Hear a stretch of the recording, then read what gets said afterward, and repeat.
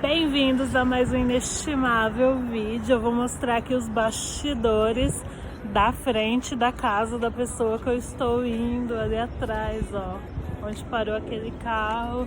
A gente vai bater um papo super legal. Será que eu consigo atravessar aqui no meio do nada? Não? Ah, aqui, consegui. O motorista não. Ai, gente, olha o ratinho aqui. Entrou no bueiro. O motorista, não faça isso. Vou deixar vocês agora com um vídeo super especial. Bora começar esse bate-papo. Bem-vindos a mais um inestimável vídeo. Meu nome é Inês e desde 2018 eu estou em Nova York mostrando pra vocês... Esqueci. Desde 2018 eu faço essa abertura pro meu canal e eu esqueci. Bem-vindos a mais um inestimável vídeo. Meu nome é Inês e desde 2018 eu estou mostrando Nova York sob o meu ponto de vista. E hoje eu trouxe uma pessoa muito especial. Isa, se apresente para os inestimáveis. Olá, inestimáveis! Meu nome é Isabela Adão. Eu sou terapeuta comportamental aqui em Nova York com crianças autistas e também participei do Miss Brasil USA 2018. Ganhei como segunda concorrente e estamos aí fazendo esse trabalho para as crianças autistas. Isa, o que é uma terapeuta comportamental? Uma terapeuta comportamental é alguém que ajuda, auxilia a criança com autismo a aprender ferramentas para caminhar pelo mundo com mais eficiência, com mais sabedoria, de como lidar com tudo que acontece dentro dela, porque essas pessoas com autismo, elas processam informação e estímulos do ambiente de forma diferente, então a gente tenta ajudar da melhor forma possível para elas poderem crescer e virarem adultos produtivos na sociedade. Isa, explica pra gente, né, o que é o autismo.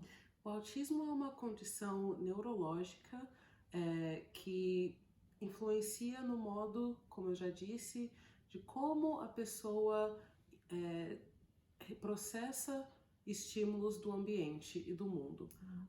Não existe uma cura para o autismo, você nasce com isso e vai tratando e aprendendo a viver com isso ao longo da vida. O tratamento para o autismo científico, o tratamento científico agora é o ABA, que é uma sigla para o Applied Behavior Analysis, traduzindo análise de comportamento aplicada, e é com isso que eu trabalho e isso que funciona muito para pessoas com autismo.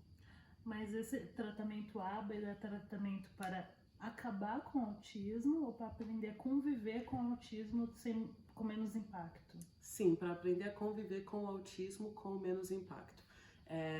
No meu dia a dia, por exemplo, eu posso ajudar uma criança a praticar a escovar o dente, ou a comer usando um garfo, ou a escrever, ou também a entender um texto quando alguém lê para essa pessoa, e também como fazer coisas simples, como pedir uma pausa, que às vezes esse momento de tensão onde a pessoa quer te dar um break, um tempo, um time out, e não consegue se expressar, ou porque não fala, ou porque não sabe as palavras, não lembra das palavras no momento e é tomado por emoção que ela não consegue gerenciar. Então a gente vai trabalhando essas situações, contornando essas situações, dando ferramentas e palavras que são muito importantes para essas pessoas com autismo. Ai, e é muito interessante isso que você está falando, que eu tenho como função aqui no meu canal trazer pessoas para a gente falar diversas áreas com recorte racial. Então, às vezes, aconteceu comigo quando eu era pequena. Minha mãe fala que eu tive muita dificuldade na iniciação da fala e eu chupei dedo por muito tempo. E aí, no meu período escolar, foi ainda mais grave isso por conta de todo o racismo que acontecia no ambiente escolar. Então era um ambiente muito hostil, muito agressivo, e na época não era falado, nem isso era falado, né? Mas muitas vezes a gente fala que é bullying e tal, mas na verdade nem bullying era realmente o racismo. Então era silenciada por muitas vezes. E aí eu falei, então se tudo que eu falo gera esse incômodo, né? Então eu vou ficar quieta. Então, uma coisa que eu te pergunto, como diagnosticar o autismo do racismo? Como se dá isso, esse recorte racial do autismo? Então, eu diria que o racismo se manifesta no diagnóstico em formas diferentes, de uma forma estrutural. Começando pelo acesso ao diagnóstico, que é feito por um médico, um especialista, um neurologista. Então, às vezes, a pessoa que é negra não tem acesso a um especialista. No Brasil é um pouco diferente, porque tem a saúde pública, tem esse respaldo, por mais demorado que seja, existe.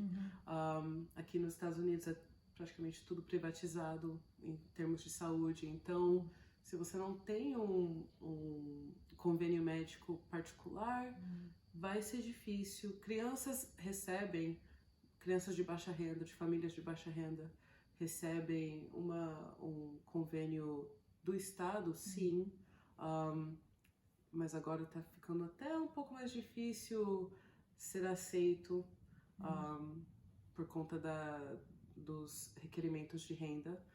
Então, existe toda essa dificuldade para chegar ao diagnóstico, que é o ponto onde você vai receber todos os recursos. Se a sua filha ou seu filho realmente tiver autismo, o diagnóstico te abre as portas para ter acesso aos recursos que são muitos, né? Hoje em dia estão desenvolvendo cada vez mais tratamentos, que o oficial realmente é o ABA, mas até o ABA está evoluindo sempre. Então, eu vejo o racismo nessa situação assim, que dificulta o acesso ao diagnóstico. Nossa, e você só consegue tratar daquilo que você diagnostica, Exatamente. né? Se você não sabe o que é, como você vai tratar. E aí, você tendo o diagnóstico, então essas ferramentas, o tratamento faz com que diminua o impacto, né? Sim. Você consiga viver de uma forma normal. Quase. Normal? Dependendo do grau, porque o autismo tem graus. É um espectro, a gente gosta de falar. Então, existe a pessoa que você pode... não tem aparentemente tiques ou não tem aqueles surtos assim de comportamento, mas tem problema em olhar no olho da pessoa, não se sente confortável em grandes massas de pessoas, não se sente confortável, por exemplo, num jogo de futebol, seria intenso, né? Sensível a alguns estímulos. Esse é um grau mais ameno. E existe o grau mais severo, que é onde a pessoa é muito dependente das pessoas ao redor, que quem sabe não pode falar, nunca desenvolveu a fala, tudo é muito sensível, todos os estímulos são muito agressivos para ela. Então existe esse grau de autismo e a gente vai trabalhando para que a gente possa ajudar essa pessoa a viver de uma forma confortável, de uma forma digna, que tenha o nível de independência máximo, de acordo com o grau de autismo que ela possa ter. Viver da melhor forma que é possível para ela. Sim. Então você falou desses diversos graus de autismo, eles vão se complicando com o passar dos anos? Isso traz à tona um ponto muito importante, que se uma criança recebeu o diagnóstico cedo e começar o tratamento cedo, é provado que essa criança vai ser muito mais bem sucedida. Então, sempre vai ter o mesmo grau de autismo, mas é aquilo que a gente entende, né? No inglês tem um ditado: It's hard to teach an old dog new tricks. É difícil ensinar a um cachorro velho truques novos. Então, quanto mais cedo começar aquele tratamento, começar a aprender as ferramentas de autogerenciamento, vai dar muito resultado. Então, esse é um ponto que eu queria frisar. Então, a pessoa pode ter um grau mínimo de autismo, só que recebendo um tratamento pode ser que viva muito melhor do que não recebendo. Exato. Né? E qual que é a idade, mais ou menos, da criança que já consiga diagnosticar a questão do autismo? Você falou em crianças? Sim. Em média, a idade mínima é de uns 18 meses. Porque muita coisa muda e cada bebê nessa idade é um bebê ainda, né? Tem um desenvolvimento, tem uma flexibilidade no tempo de desenvolvimento, mas é bem seguro, ao redor dos 18 meses, receber um diagnóstico. Entendi. E a gente, enquanto sociedade, como a gente lida com uma criança autista, se a gente vê alguma situação da criança estar ali manifestando, né, naquele momento, no espaço público, como você aconselha a gente agir? Então, isso é muito importante. O ponto de partida é entender que essa pessoa, essa criança, em primeiro lugar, é uma criança. Só por ter autismo não tira a identidade de criança dessa criança. Então, vamos olhar com compaixão, sem julgar, com empatia. E se você quer realmente ajudar, pergunte. Em primeiro lugar, pergunte ao responsável que está com essa criança, ou para a própria pessoa que tem autismo, que você vê que está um pouco desestabilizada. Posso te ajudar? O que eu posso fazer para ajudar? Porque interagir com uma pessoa estranha no momento de estresse pode também desencadear outras reações numa pessoa que tem autismo que não são desejadas. Então, fazendo essa pergunta, esse primeiro passo, posso ajudar? É muito importante. Mantendo uma mente aberta, sem julgamentos e realmente querendo fazer o bem. Isa, é muito importante você ter falado, que eu lembrei do caso de uma pessoa que trabalha no Facebook. E ela é deficiente, ela é cega. E ela tava falando que ela pediu Uber, ela tava esperando para o Uber chegar. E aí chegou duas pessoas e arrastaram ela pro outro lado da rua. E aí ela assustada, essa pessoa assustada, e falou assim: não, mas eu tô esperando meu Uber, o que tá acontecendo? Aí os rapazes: desculpa, a gente pensou que você queria atravessar. Então, essa questão de perguntar como eu posso ajudar é muito importante, né? Então, o diálogo, ele é importante. Às vezes a gente deixa de viver o melhor da vida porque a gente não tem informação, não tem acesso. Sim. Então, acho que esse tipo de bate-papo aqui é importante para dar acesso. E aí eu já lembro você, inestimável, compartilhe esse vídeo para outras pessoas. Talvez essa conversa não tenha para você o impacto que tenha para outras pessoas que estão nessa situação. Ou as pessoas mesmo, pelo menos, têm um estralo. Talvez esse vídeo possa ser um estralo para alguém, para pedir ajuda, para procurar ajuda. Então, a gente compartilha tanta fake news, tanta coisa que não agrega. Tanto meme. Nada. Os memes até faz a gente dar risada, relaxar o ombro. Mas compartilha esse vídeo também no grupo do WhatsApp. Fala assim: gente, olha só que vídeo interessante, um assunto, ainda mais com essa questão do recorte racial, né? Que é bem importante.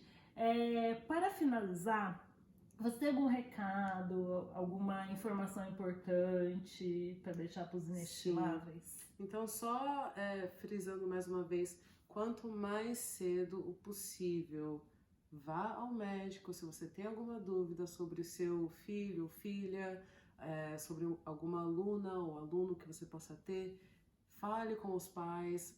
E pais, por favor, procurem diagnosticar os seus filhos.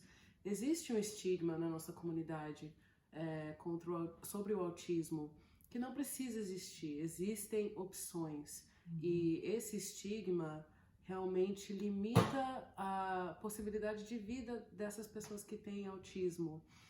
Então não existe vergonha que possa te deter, existe sim um amor por essa criança que precisa de apoio. E é isso, é uma criança normal, maravilhosa, mas que precisa de apoio para poder viver uma vida plena, que todos nós merecemos. Então procure o diagnóstico o mais cedo possível para ter acesso a recursos, mantenha uma mente aberta, ame seu filho ou sua filha, o seu aluno, da mesma forma que você amaria uma criança neurotípica, porque elas sentem isso, elas podem não estar interagindo com você com aquele olho nos seus olhos, não podem, quem sabe, tá dando aquele afeto físico que você quer, ou não deixa você dar aquele afeto físico porque é um estímulo um pouco agressivo para essa criança, mas ame da forma que ela recebe amor. E isso é muito importante. Existem recursos para os pais também, para procurarem desabafar um pouco também, porque é uma coisa que a família enfrenta, né?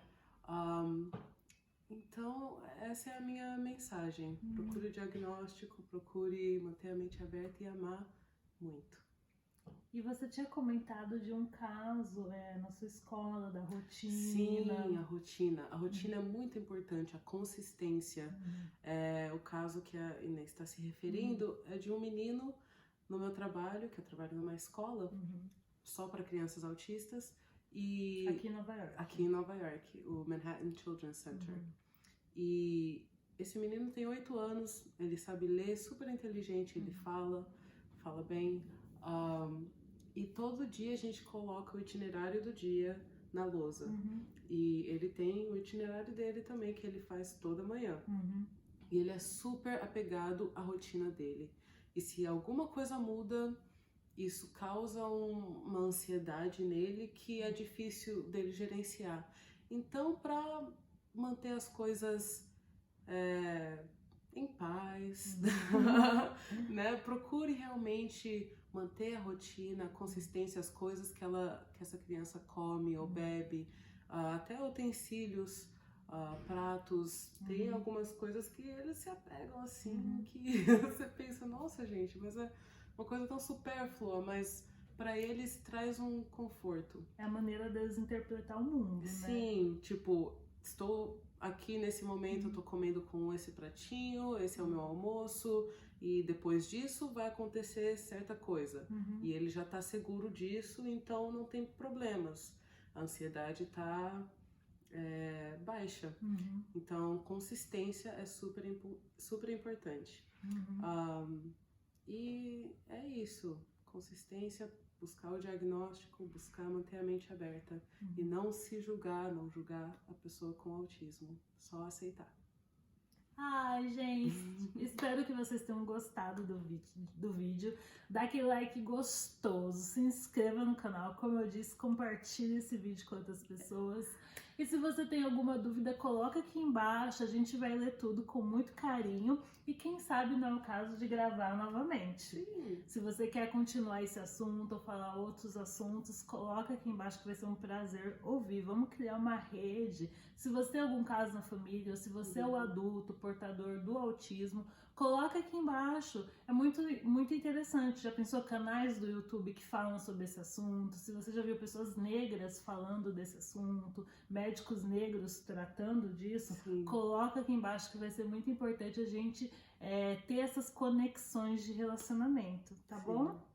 Isa, muito obrigada por ter você, vindo. linda, maravilhosa. Por ter vindo, não, que eu tô na sua casa.